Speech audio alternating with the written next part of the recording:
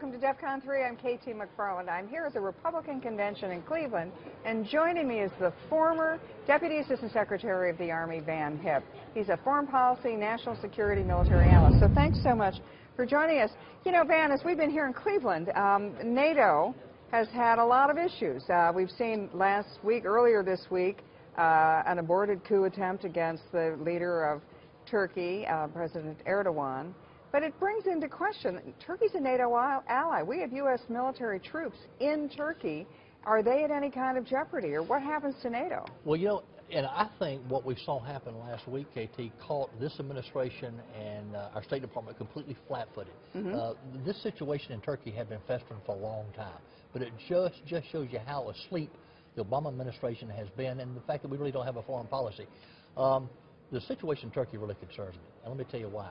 This guy, if you go back and look at Erdogan's history, he was active in the Welfare Party, which was basically an outlawed Islamist party that was, the Turkish high courts there said it violated the separation of church and state, which is in their constitution. But look at his action. Look what he did this past Saturday. We have roughly 50 nuclear weapons in an underground vault at Incirlik Air Base, the southeastern part of Turkey. He shut off power to that air base. He would not let U.S. Air Force planes take off and land at a NATO air base, would not let people or cargo go in and out. So in my book over a year ago, I called for the removal of those nuclear weapons out of Turkey simply because I believe that nuclear weapons off of American soil should be on the land of dependable allies and stable allies that we can count on. The Erdogan regime right now doesn't fit that criteria. So these are American nuclear weapons. Yes. They're on somebody else's territory, and we have control of them, or it's ambiguous? We have control, but it sure does it. But it concerns me when you have a government, and his party that he founded is an Islamist party. Yes. It is an Islamist party, and he's cutting off the power to that air base where we have those nuclear weapons. It's time to get those nuclear weapons out of there. You know, he famously has said, democracy is like a train. You get off on the state, once you reach your destination, you get off, and then you carry on to wherever you want to go. And so your point is that he started out and he continues to be an Islamist. He's doing that. Look what he's doing with the jurists. So it's not just the military he's rounding up.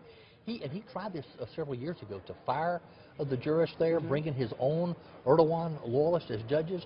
When he doesn't like the media, he just shuts down Facebook and Twitter all over the country. So he's an autocrat. Yeah, no, I've met him. He's a nasty piece of work. So where does this go from here? It sounds like that he's making threats to the United States. He wants us to turn over a cleric that's been living in the United States for a number of years, an American resident. He wants the United States government to turn this man, Fethullah Gulen, over to the Turks, presumably to be executed. Are we now going into a standoff with Turkey? I think we are. I think, and again, it just shows you how flat-footed this government is, and that we have no foreign policy whatsoever. I think it really surprises.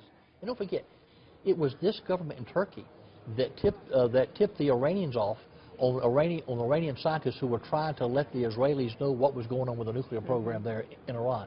I have said for years, Turkey is our most unreliable NATO ally. But don't we need Turkey to fight ISIS? We do need it, but and it would be great. But you know what? Go back. I mean, they continued to send mixed signals. They've continued to send mixed signals. And boy, I would love to see a Turkey like Turkey used to be. And you go back and look at how Ataturk set it up. As a secular separation of church and mosque. Pattern after many Western European countries. You know, we've let the genie out of the bottle. I think it goes back to when Jimmy Carter threw the Shah under the bus. We let radical Islam out, and it has spread. Of course, it's been going on for hundreds and hundreds of years, as you and I know. But we just sent all the wrong signals to friend and foe alike, and now we're seeing the consequences. Let's switch away from radical Islam and terrorism and the topic of your new book.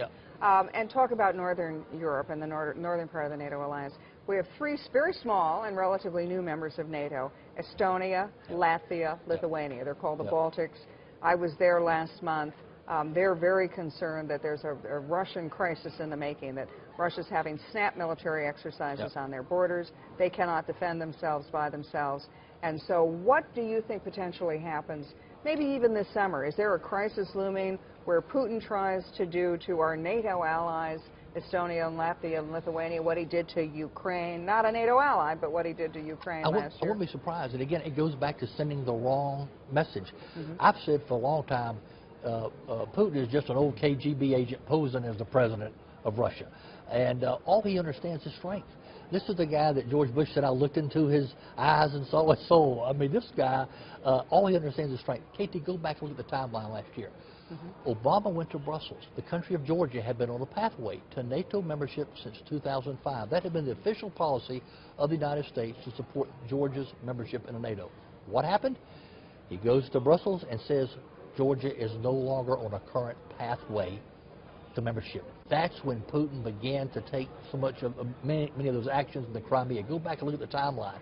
Also, about the same time that we announced further cuts to the U.S. Army, taking them down to pre-World War II levels, you go historically, thugs in Russia only respond to strength. Ronald Reagan knew how to deal with them. And I think it's a very important lesson to learn. And I think that's why we have to rebuild the military of this country. But you got to know what you're dealing with Putin. And there was a time in the past where we had presidents who really were giants. We had Kennedy, who stood up to Khrushchev. We had Nixon, who knew how to play the Chinese off against the Russians, and we had Ronald Reagan, who knew how to end the Cold War and did it. America needs another giant. Donald Trump has said recently that we'll see what happens with regard to the relationship of the United States and Putin, and has even hinted that maybe it's time for a reassessment of our relationship with Russia. Now, Hillary Clinton tried to have that famous reset with Russia. It was a complete disaster. Is there an opportunity for the next president to maybe recast that relationship, which, as you just pointed out, seems to be sort of heading towards a crisis? It is, KT, if you deal with it from a position of strength. And here's where I think Trump is going. Trump is going to rebuild the military of this country. So he's made that very clear. He's going to rebuild the military of this country. It's been decimated. Now, we got more admirals today than we've even got ships in the Navy. I mean, it's pitiful. So I think if you rebuild the military and Putin sees that this guy is serious, then you are dealing with him from a position of strength versus weakness. Right now, with someone like Obama, I mean, he knows that his word really doesn't mean much in terms of foreign policy or the American commitment to our allies.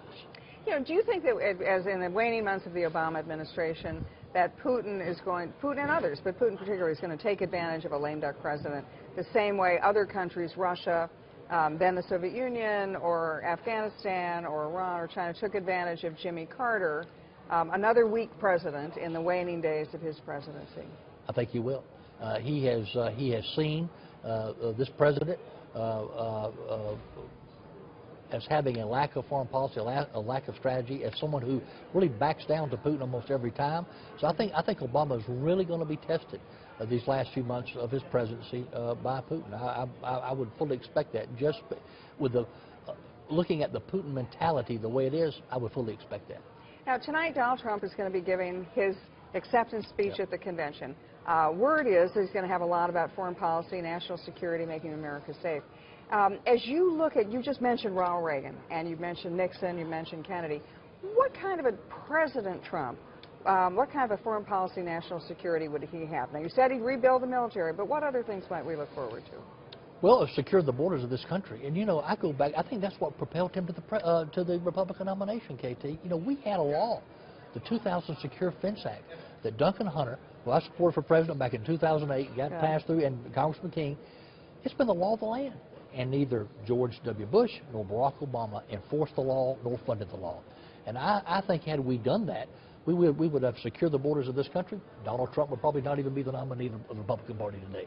So securing the borders of this country, I think rebuilding the military, and standing with our allies and not throwing them under the bus. I think he'll be a very strong president when it comes to Israel, for example. Now, your book, your new book, you talk about fighting terrorism.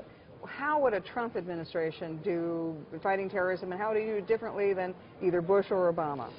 I think thinking outside the box. The 9/11 Commission said it best, that 9/11 above all else was a failure of imagination.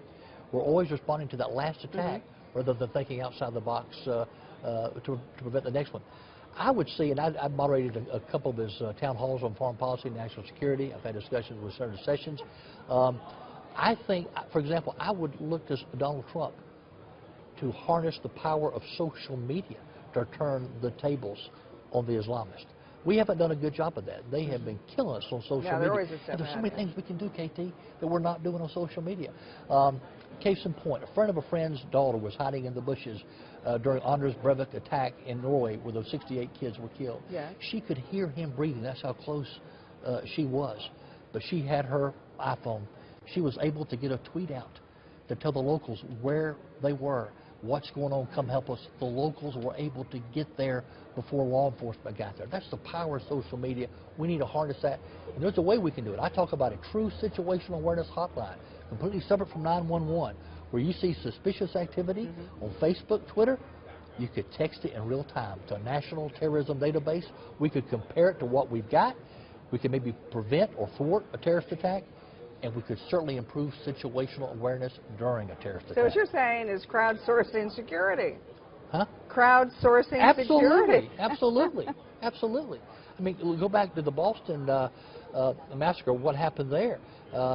The best information we had in Boston, what Boston police was, they were going to social media to inform the people what was going on. A whole new world. Yeah. Anyway, it is a thank new you. world. It is a new world. Actually, it could be a really great world for us. Absolutely. Again. Again. Great again. Make America great again. That's the campaign theme for tonight. That's right. Van Hipp, thank you Thanks, so KT. much. And thanks for joining us for Defcon 3. If you want to know more about national security issues, political issues, anything issues, come to foxnews.com.